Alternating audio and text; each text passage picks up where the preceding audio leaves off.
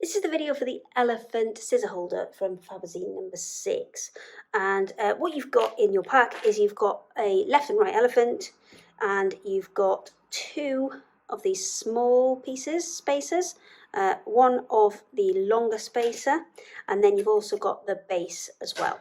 So to pop this together, you are going to need a little bit of glue, but that's just to make sure it stays, it's a permanent fix. And I would definitely recommend you glue it together before you decorate it, because then there's no problems with the bits fitting in together.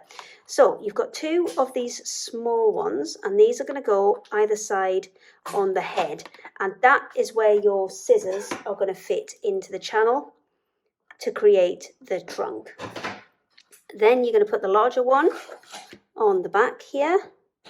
And that's just going to add a little bit of extra stability when you pop it together. So the top bit goes on top of that. So it's best to line up one. Let me just see where we are. There we go. Line up one, and then we should be able to work your way along, popping the other ones in.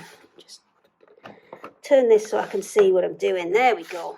Okay, so once that's all together and glued, the final part is to add it to the base. So we're going to stand it up, and we're going to slot it into the base. So again, this is easier when you don't have a camera in front of you.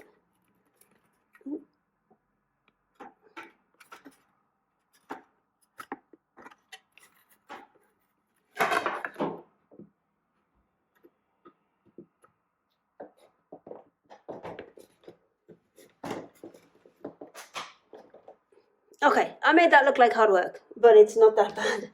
Glue everything in place, and then you are ready to decorate. Let me just tilt it on its side so you can see. There you go.